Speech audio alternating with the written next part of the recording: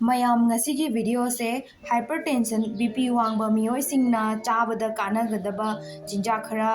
mana masing kari kari kanai habadugi samlappa chaba yaba khara haijarake hana so video semjagrabane sina hena chabada kanaba piba mauna BP nemda hanbada kari kari mating pangi du yengminasi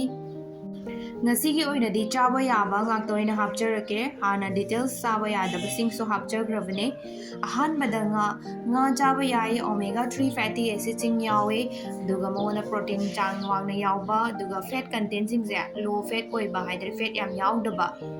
atopa nutrients kanaba mayam si yawe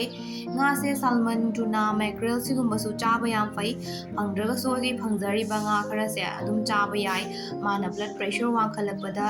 degi blood pressure se je protect thoraga thame sta khoigi chanam chaba se yamna kanai bp wangba miyoi singi oina yam best oiva food ne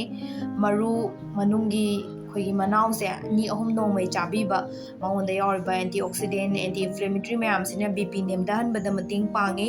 ma chaba yamna kanai bp wangba miyoi singi oina mathangda tilau chaba su fai bp wangba miyoi singi oina tilau sisu khoigi chanam gi family da chingi khoi fresh oina chaba khoi ahing boina chaba natraga hinjang da hapirasu yai mapalom da kati khoi thau oina thoe tilau gi adodum spoon ani gumba thakba diet adum include tawbiba yai next ta khoi khamena sinba mangonda yam high oina gamma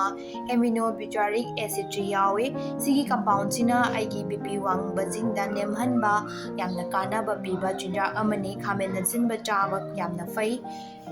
mathangda broccoli topa mana masing mayam chaba yai hena phabasing do I recommend tawjage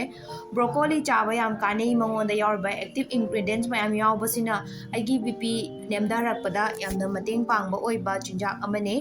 next ta carrot khoi gajar gumba se chabiyo gajar gumba chaba champut charsu salad pu charsu yamna kanei bp wangba miyoi singi oina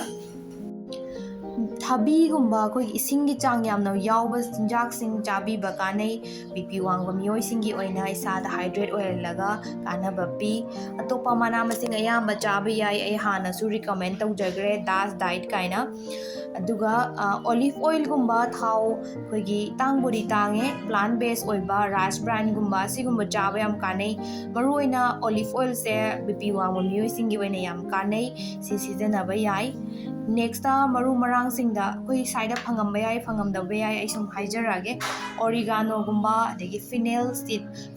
se aina khanbada pakhon maru do ramgada male sigumba chaba duga black pepper golmaris gumba season na base bp wangba miyoi singi oina su kanai isa da su maru marang gi kana ba mayam lei sigumba su season na ba yai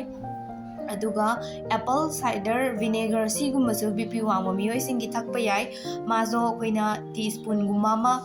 akhogi ising khara lumbu sabamda hapaga khoiga thitlaga thakpa gumba se adum kanai